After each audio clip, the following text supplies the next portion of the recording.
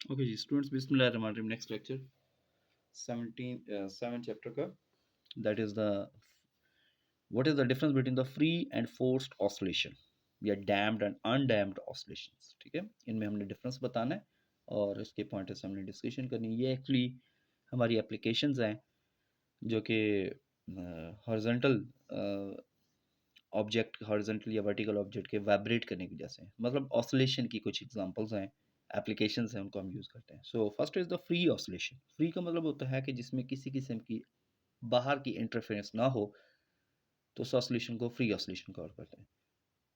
A body is said to be executing the free oscillation या free vibration if it oscillates with the natural frequency without any interference of external force, यानी कि बाहर की कोई बैरूनी कुव्वत का कोई इस पर अमल दखल ना हो, इंटरफेरेंस ना हो, इन्वॉल्वमेंट ना हो, तो उस ऑसिलेशन को हम कॉल करते हैं as a free oscillation. In this type of free oscillation there is a large consumption of energy, क्योंकि एनर्जी की कंजम्पशन ज़्यादा होती है, इसलिए एम्पलीट्यूड ऑफ वाइब्रेटिंग बॉडी जो होती है वो आहिस्ता आहिस्ता कम होता जाता है और आखिर में गायब हो जाता है, वेनिश हो जाता है। ठीक है, इसको हम फ्री ऑसिलेशन कॉल करते हैं। फ्री ऑसिलेशन की जो एग्जांपल्स हैं, for example a simple pendulum हमारे पास की एग्जांपल है। अगर एक दफ़ा पेंडुलम को हम वाइब्रेट करके लेफ्ट कर दें, तो इट मीन्स वो फ्रीली वाइब्रेट करते रहता है नेचुरल फ्रीक्वेंसी के साथ, और अदर फोर्सेस के एक्ट करने की वजह से, यानी कि frictional force, air resistance force, या it means some other forces की, जैसे ग्रेविटेशनल फोर्स, इनकी जैसे ऑब्जेक्ट जो होता है वो अल्टीमेटली रेस्ट स्टेट में कन्वर्ट हो जाता है, and it only depends upon the length of pendulum. ठीक है, ये इसकी एप्लीकेशन है जो फ्री ऑसिलेशंस के तौर पे हम यूज़ कर रहे हैं। So second is the forced oscillation.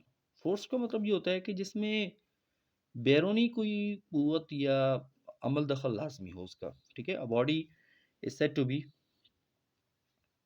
a body is said to be moving with the forced oscillation। ठीक है, if it vibrates with the interference of some external force, उसमें था विदाउट, इसमें विद होगा, यानी कि एक्सटर्नल फोर्स की वजह से अगर कोई ऑब्जेक्ट मूव करे तो उसको हम कहेंगे फोर्स्ड ऑसिलेशन। जैसे कि अगर हमारे पास एक स्विंग है, झूला है, और उसको बार बार जो है वो हम उसको पुश या उसको फोर्स प्रोवाइड करते, तो इट मीन्स उसकी जैसे झूला जो है मुसलसल हरकत करता रहता है, ऑसिलेट करता रहता है। इसमें क्योंकि एनर्जी की कंजम्पशन नहीं होती, क्योंकि बार बार उसमें हम एनर्जी को, फोर्स को ऐड कर होते हैं, तो इसकी वजह से इसका जो एम्पलीट्यूड ऑफ वाइब्रेटिंग सिस्टम है वो चेंज नहीं होता, वो हमेशा सेम रहता है। ठीक है, यानी कि ये ऐसे समझ लें आपके, ये आपका प्रैक्टिकल केस है इन आवर डेली लाइफ। जो फ्री ऑसिलेशन है वो प्रैक्टिकल केसेस हैं, और जो फोर्स्ड ऑसिलेशन है वो आइडियल केसेस हैं। ठीक है, आइडियल का मतलब ये है कि इसको हमने इसके पैरामीटर्स को जो तो फिक्स किया होता है, उसको चेंज नहीं कर रहे होता हम। एक्चुअली ये प्रैक्टिकल पॉसिबल नहीं है, लेकिन कुछ एप्लीकेशन में पॉसिबल हो भी सकता है। For example the mass of vibrating pendulum is struck repeatedly. ठीक है, इस केस में देखा जाए तो इसको आइडियली हमने जो है वो सस्पेंड किया हुआ है कि वो हमेशा मूव करता है। Then the force vibration are produced. ठीक है, अगर उसको बार बार रिपीट कर रहे हैं, उसकी स्ट्रक कर रहे हैं उसकी मोशन को, पेंडुलम को, यानी कि जैसे पेंडुलम एक पॉइंट से दूसरे पॉइंट तक पहुंचता है उसको दोबारा पुश प्रोवाइड कर दें, तो वो मुसलसल मूव ही करता रहेगा। The vibrations of factory floor caused by the running of heavy machineries. अगर हैवी मशीनरीज को मुसलसल आप चलाते रहें, तो फैक्ट्री का जो फर्श होता है, फ्लोर होता है, उसकी जो वाइब्रेशन है वो भी ऑलमोस्ट हमारी फोर्स्ड ऑसिलेशन के तौर पे यूज होती है। Driven harmonic oscillator. ये ड्राइवन हार्मोनिक ऑसिलेटर असल में फोर्स वाइब्रेशन से इसको ऑब्जर्व किया जाता है कि ऐसा फिजिकल सिस्टम, एक ऐसा ऑब्जेक्ट जो कि फोर्स वाइब्रेशन से पास होता है या फोर्स वाइब्रेशन पर अप्लाई हो रही है, तो उसको हम कहते हैं ड्राइवन हार्मोनिक ऑसिलेटर। ठीक है, यानी कि जैसे ना हमारे पास कोई क्लॉक्स के पेंडुलम होते हैं, तो उसको भी ड्राइवन हार्मोनिक ऑसिलेटर हम कॉल कर सकते हैं। ठीक है, डैम्प्ड ऑसिलेशन। ये डैम्प्ड ऑसिलेशन और अनडैम्प्ड ऑसिलेशन में डिफरेंस जो 2017 के सेकंड ग्रुप में पूछा गया है, तो इनके पॉइंट से हम डिस्कस करते हैं। डैम्प्ड ऑसिलेशन क्या होती है?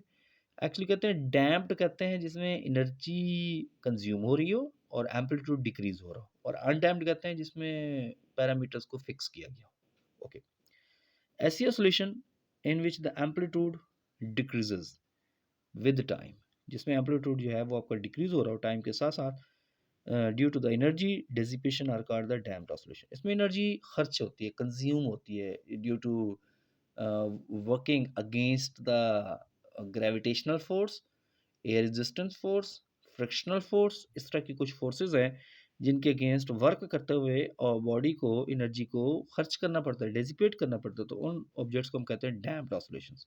इनकी ये प्रैक्टिकल केसेस हैं।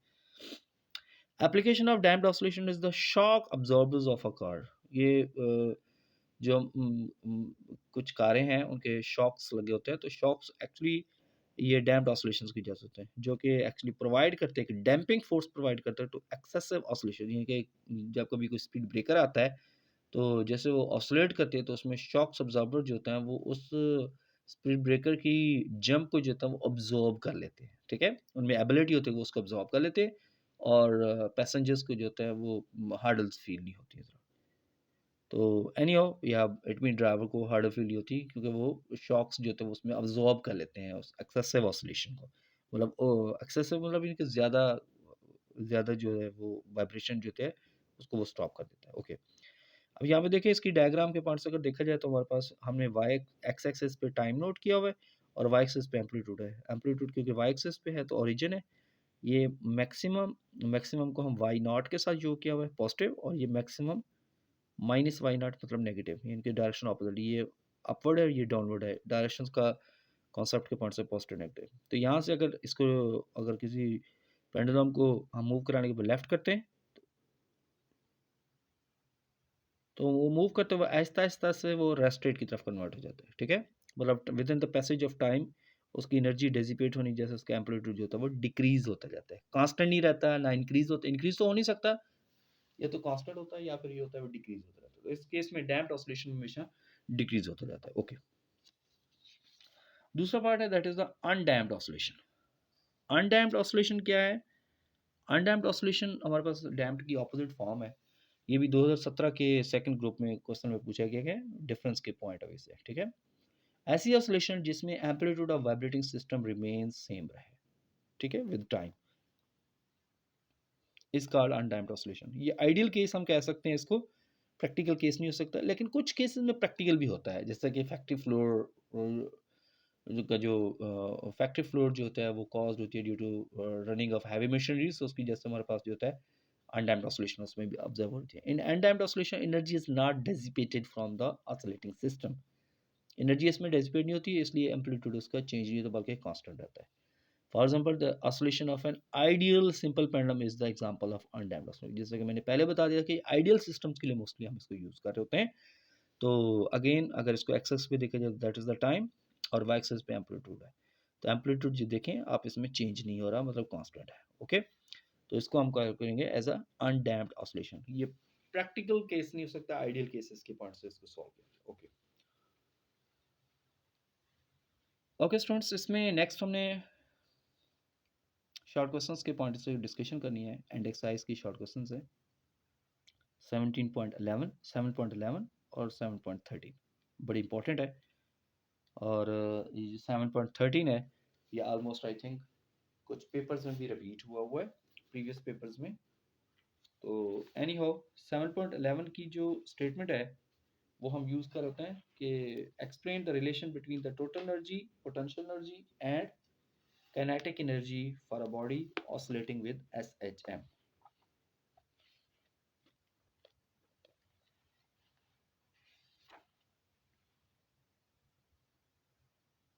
ओके, तो इसके आंसर्स के पॉइंट्स हमने डिस्कशन करनी है 7.11 शॉर्ट क्वेश्चंस को। तो इसमें हमने इसकी स्टेटमेंट चेक की है। इसमें जो total energy for a body oscillating with SHM होती है वो हमेशा कांस्टेंट रहती है, ठीक है? Total energy of a body oscillating with SHM always remains constant. What is the explanation? Eight extreme position, जब भी ऑब्जेक्ट का आपका कोई एक्सट्रीम पोजीशन पे होता है, तो उसकी सारी की सारी एनर्जी जो होती है वो उससे एज अ पोटेंशियल एनर्जी के तौर पे अपीयर होती है, ठीक है? चाहे आप horizontal oscillating mass spring system ले लें, vertical oscillating mass spring system ले लें, सिंपल पेंडुलम ले लें, या कोई एनी अदर एप्लीकेशन है। At mean position the whole energy is the form of a kinetic energy, क्योंकि मीन पोजीशन से जब ये ऑब्जेक्ट पास होता है तो वो बड़ी फास्ट स्पीड के साथ होता है, इसलिए उसकी इसका काइनेटिक एनर्जी सबसे ज़्यादा होती है। And any point between the mean and extreme position, इसको हम मोस्टली इस शॉर्ट आंसर की डिटेल जो है वो आपकी एनर्जी कंजर्वेशन इन SHM है। At any point between the mean and extreme position, total energy जो हमेशा सिंपल हार्मोनिक ऑसिलेटर की होती है वो सम होता है पोटेंशियल और काइनेटिक का, ठीक है? और वो भी हमेशा कांस्टेंट होती है। तो चाहे आपकी पोटेंशियल एनर्जी हो, काइनेटिक एनर्जी हो या टोटल एनर्जी हो, ये हमेशा किसी भी पॉइंट पे अगर इसको एक्सप्लेन करते हैं तो वो हमेशा सेम रहती है, कांस्टेंट रहती है, चेंज नहीं होती। Last short answer 7.13, if a mass spring system is hang vertically and set into oscillation, why does the motion eventually stop? ये 2019 के फर्स्ट ग्रुप में पेपर में ये ड्रॉ किया गया क्वेश्चन, बड़ा इंपॉर्टेंट शॉर्ट आंसर है। तो हम इसको थोड़ा सा एक्सप्लेन करके बता दें। The motion of mass spring system eventually stop due to damping. ठीक है, मेन जो इसमें टास्क है वो डैम्पिंग है। और डैम्पिंग में क्या होता है, ये रीजन में हमने इसका एक्सप्लेन करना है। When a mass spring system vibrates, it gradually loses its energy in doing work against the frictional forces। जैसे कि ऑलरेडी मैंने आपको बताया था कि फ्रिक्शनल फोर्सेस ग्रेविटेशनल फोर्स हो सकती है या रेजिस्टेंस फोर्स हो सकती है, सम अदर फोर्स हो सकती है। इसके खिलाफ जब ऑब्जेक्ट कोई काम करता है तो इसका वाइब्रेशन जो होती है, वाइब्रेशन की वजह से उसकी जो एम्पलीट्यूड है वो रिड्यूस होता जाता है। So the amplitude of the vibrator becomes smaller and smaller, hence the motion eventually stop. इस वजह से उसकी मोशन जो होता है वो स्टॉप हो जाती है।